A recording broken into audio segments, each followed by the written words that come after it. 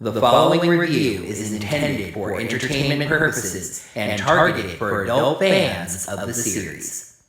There are too many branching paths, too many decisions to be made to express it as a possibility at this moment. I'm doing that again because that didn't make any sense. Hello there, heroes. I'm the Orange Ranger, and welcome to another Tattooed Teenage Alien Fighters from Beverly Hills episode review. I don't think anybody could have predicted what an insane year 2020 has been thus far. But it would have been really useful if they could have, huh? Indeed, predicting the future is a skill that is very, very useful and definitely worth fighting over. Let's take a look at the 22nd episode of TTAF, the Opiate of the Future. Please make sure you're subscribed to my channel to see all of my videos. Ring that bell, get your notifications set up so you're notified of whenever I post brand new videos. And if you'd like to support my channel financially, consider checking me out on Patreon or Ko-fi. I'm not exactly sure why, but I kind of feel like starting this one off by explaining the episode's title. I guess it's just a little higher concept than the show usually goes for. The title is a reference to a remark by Karl Marx, who once called religion the opiate of the masses, aka something that keeps large groups of people from complaining about the state of the world. I think in this case they were actually going for the future is the opiate of the masses or the opiate that is the future, but both of those are kind of long for an episode title, so this is what we have. On the red planet Molecula, we see that Emperor Gorganis has captured Pixel, a small fairy-type creature in a jar. Pixel's species has the ability to foretell the future, and Gorganis demands to know if Slagar will successfully defeat the Galactic Sentinels. Pixel stays coy about this, so Gorganis brings Slagar out and prepares the way, basically going and talking to the monster, giving his character an excuse to step away from Pixel. Lechner asks Pixel what his future is, and Pixel craftily says if he just opens the jar, it'll be able to see everything. Lechner does so because he's an idiot, and Pixel escapes. Emperor Gorganis sends Slagar to go and retrieve the pixie. Remember this for later. Emperor Gorganis tells Slagar to go get Pixel back. If only I could have predicted that I would start out doing this video like it was a Beast Morphers review and forget to give my screen caps over here a little room to breathe. In the cafe, we get a rather annoying scene that's really detrimental to Laurie's character and only really serves to establish, gee, wouldn't it be nice if we knew the future? I'm going to try to boil this down as best as I can. Laurie wants to go to a Rolling Stones concert to meet the opening band's drummer. But she needs a date, so she's double booked dates because one of them lives in Aspen and is taking a flight into town and might miss the flight, so she wants to be sure she has a date. Because she just couldn't be seen going to this concert alone, even though she's going to meet a guy that's there. Shut up!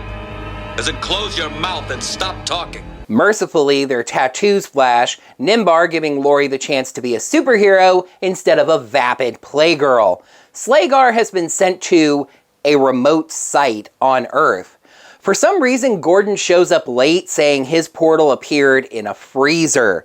I started thinking about this, and there's actually been a number of times in this show where the episode excludes characters from a scene or just the entire episode up until a certain point. It makes me start to think that these episodes were just filmed in a very 9-to-5 fashion, where they just filmed the episode each day, whether the actors were available or not, and just sort of wrote the episodes on the fly. Gordon was going to be late to this filming session, so this is where he pops in. Okay, I guess that makes sense. Another little minor note, but Drew is really smiley when she transforms, like somebody had just told a really funny joke on set right as they called action. The Sentinels portal in, and we see Pixel jump into a small chunk of crystal nearby. Though, keeping size references in mind, that small chunk of crystal is probably, what, 5 or 6 feet tall? Slagar finds them and the fight begins. The monster gives them an unusually difficult time, especially with its short, stubby little arms. Pixel calls out, telling the team that if they form Nitron, they will win the fight. This really isn't predicting the future so much as it is good battlefield strategy, but they do so, and it goes as predicted. There's a nice little attention to detail thing here. Nitron picks up the rock that Pixel is in, and they portal back to the cave. When they get there, Swinton is the one holding the rock. Why is that nice attention to detail? Because Apollo forms Nitron's torso, including the arms. Anyway, this is where things start to get really headache-inducing, so let's just dive right in. Nimbar asks Swinton what he's got there and can just hardly believe that they think there's such a thing as a talking rock. You send teenage superheroes into battle to fight giant rubber-suited monsters, and you think a talking rock is crazy. After Pixel introduces herself, Lori calls Pixel a she, hence the pronoun, Nimbar flips on them for bringing a sentient creature to the cave, which is against the rules. The Sentinels explain that Pixel helped them.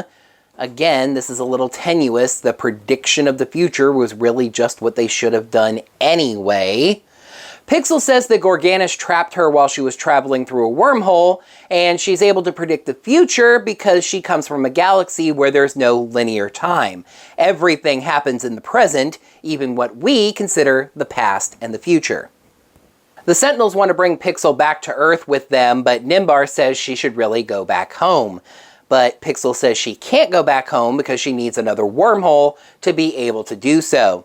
So Nimbar then warns the Sentinels that knowledge of the future can be dangerous, but they feel like Pixel is the edge that they need to save the Earth from Gorganis. So they take her back there with them, for some reason.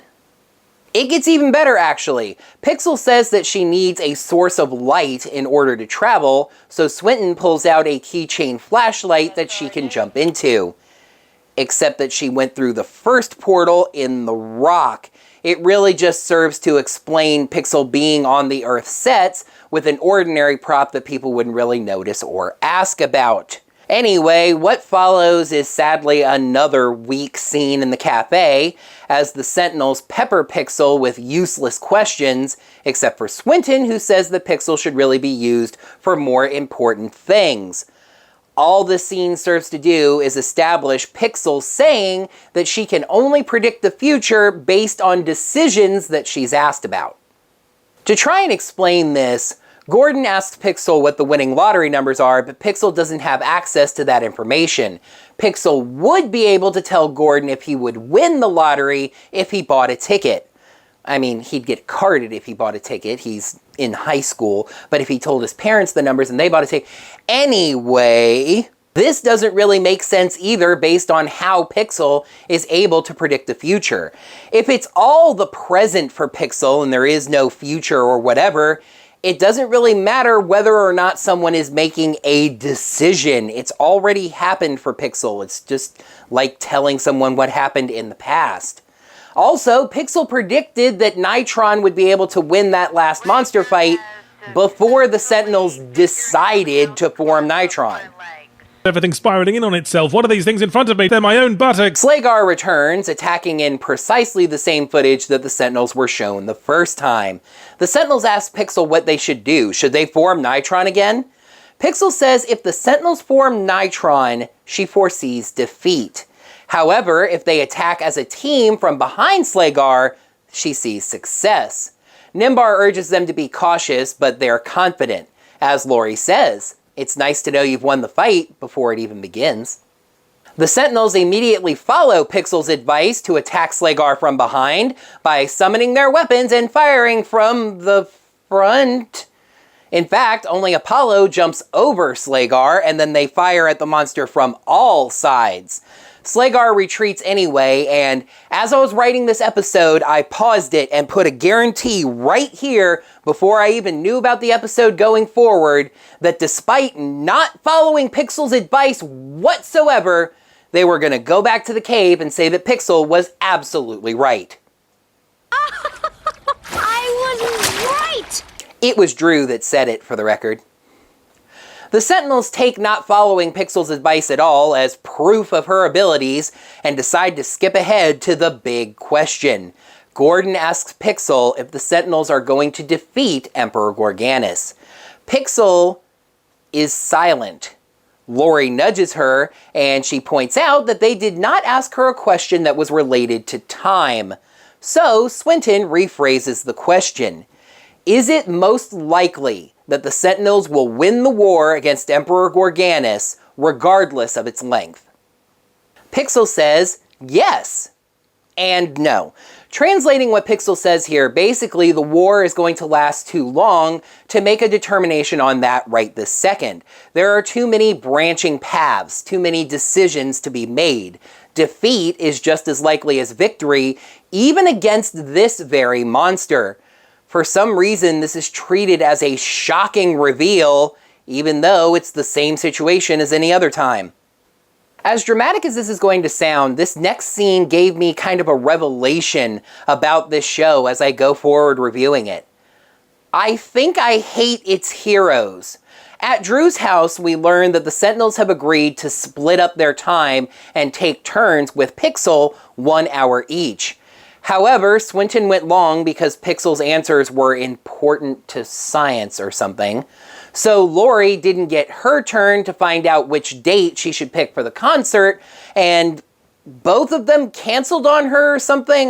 They don't really make clear what actually ended up happening, and she just wants to die. You're stupid. Since Lori doesn't have a question that needs to be answered anymore, Gordon declares that it's his turn with Pixel. But Drew angrily says that she was next after Lori, not him. Gordon doesn't seem to care about the order that they apparently agreed to, and it just becomes perfectly clear that none of these 4 people apparently like each other, and none of the 4 of them are likable. Pixel jumps into the porch light and does wavy things.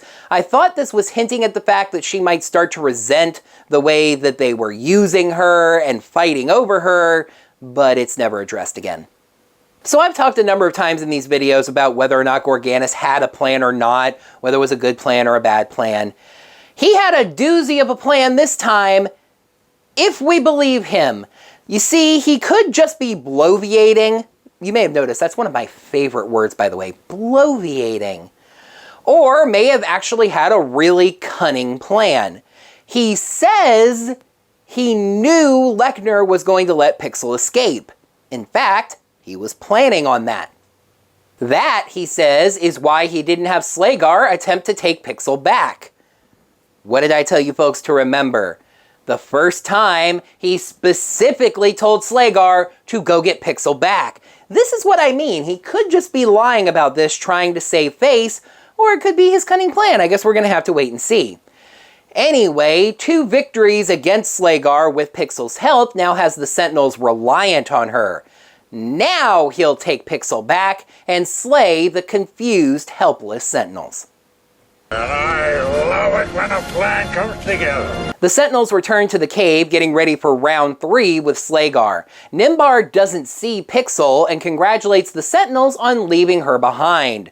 True warriors, saith he, find the information that they need within themselves.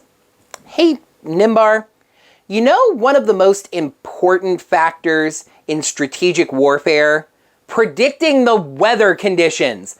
But that's fine. I'm sure that the soldiers can find the information on whether it'll be raining or snowing on the battlefield within themselves. You blobby idiot. Evil will always triumph, because good is dumb. Of course, Swinton just had Pixel's flashlight hidden behind his back. They zap her back into the rock and transform. When they get to the battlefield, they ask Pixel if bringing her to the fight was a good idea. That is a subjective question of opinion that is not asking her to predict the future. She says that it was a good idea, based on her knowledge of their decisions. However, she was not able to factor in Slagar's decisions and the monster attacks. Slagar takes Pixel back and just starts slapping the Sentinels around. I'm starting to notice that this show has an annoying tendency to show the Sentinels one at a time, either doing something or having something done to them. In this case, Slagar uses its toxic breath to knock the Sentinels down one at a time. The Sentinels retreat, yet another defeat for this team that has supposedly never been defeated. Yes, I know it was said in a dream, don't worry about it. Nimbar was worried that they had smuggled Pixel onto the battlefield and that exactly this would happen, because at this point, apparently even he can predict the future. The Sentinels are clueless on what to do without Pixel being there to tell them to do what they would have done anyway. And that ends up being the solution. Lori, once again acting as the team's leader, declares it's time to go back to the old way of doing things. They're going to head out on that battlefield, form Nitron, and then whatever happens, happens.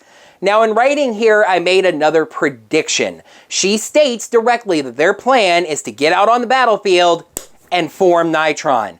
Bet you anything that they're going to fight a little bit first and pad the episode out before actually doing that. I was the wrong one! Well, shut my mouth. Clearly, I can't predict the future. We do get a little bit of padding as Slagar stomps around Pixel, you know, instead of taking her back to Gorganis for some reason. But the Sentinels reappear and do immediately form Nitron. Pretty sucktacular Nitron fight, though. It gets its shield knocked away, but immediately after that, zaps Slagar until it runs away. That was a great scene. Returning to the cave, we try to wrap this story up, and that is an emphasis on try. The Sentinels are puzzled as to why Pixel didn't see the future for them during the fight. She says that she did. They just never asked her. I get it. I don't get it. What are you talking about? I don't get what this is referring to. Nimbar then says that this demonstrates the lesson he was trying to teach them, that knowledge of the future is addictive and dangerous. But how? Now, my story writing brain can kind of twist a lesson out of this. The Sentinels won when they didn't ask Pixel about knowledge of the future, but that's still really unclear from the writing. Nimbar says that he can use the portal network to get Pixel back home, and just like the script for this episode into a trash can, Gordon chucks Pixel's rock into a portal. Whew, boy, let's read the signs. Episode 22, The Opiate of the Future. Pros, somewhat complex moral more related to superheroes, involvement of another character, and lots of fighting. Cons, unlikable heroes, incredibly confused writing, and was Gorganis bluffing? The most frustrating episodes for me are the ones where there's potential for a great story that they spend half an hour bumbling up. The Opiate of the Future gets 1.5 signs out of 5. Oftentimes, Power Rangers gives us a lesson that relates to normal, ordinary life, a moral of the day for the kiddos. TTAF doesn't always mess around with morals whatsoever.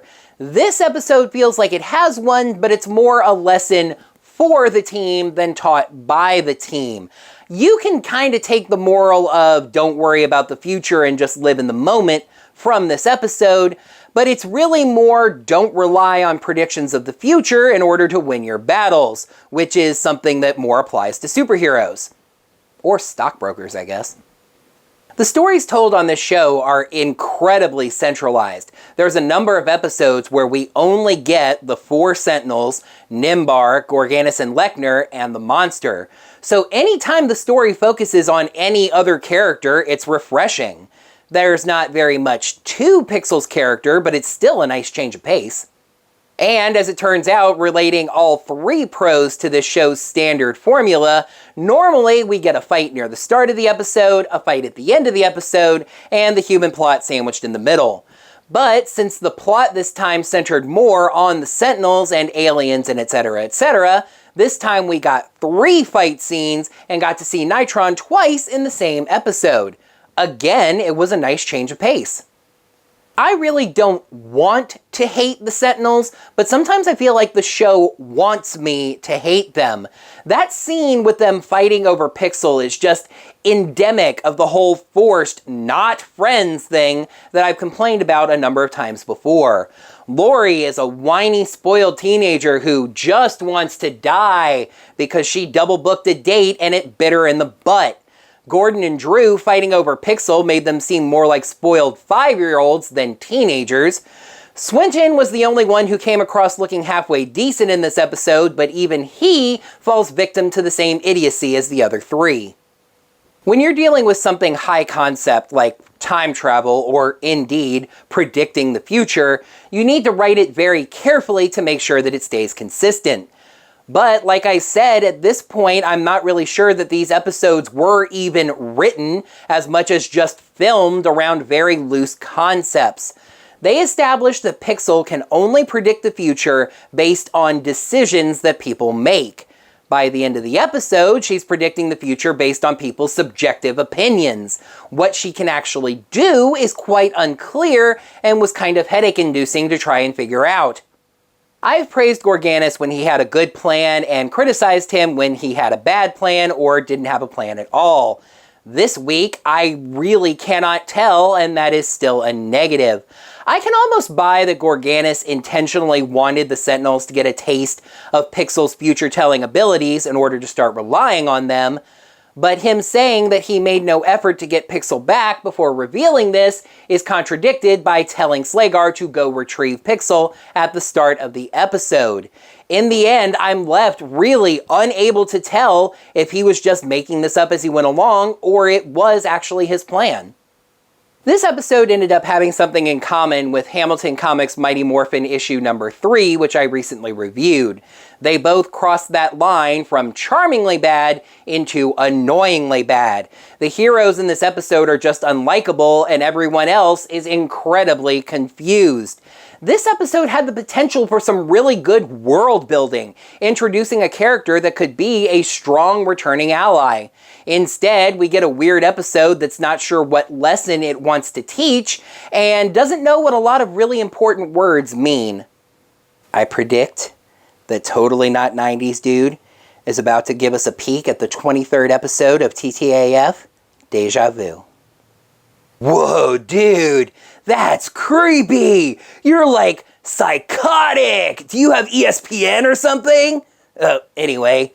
Dude! The Galactic Sentinels have to live a party life over and over until they get it right and destroy Neuragula, who has them trapped in a time loop. Sounds awesome! Party on! That is going to wrap up another Tattooed Teenage Alien Fighters from Beverly Hills episode review. Thank you, heroes, so much as always for watching. Now that the video's done, you can let me know what you thought of this episode, as well as my review of it, down in the comments below the video. While you're down there, make sure you smack that thumbs up button and let me know that you enjoyed this video. Until next time, heroes, make sure you're staying inside. Don't go out unless you have something you absolutely need to do outside your house. Wash those hands, and until next time, may the power portals protect you. Nimbar giving Lori a chance to play superhero instead of vapid playgirl. This is... that's a split. And I'm guaranteeing you at this point in writing that they are... that... You see...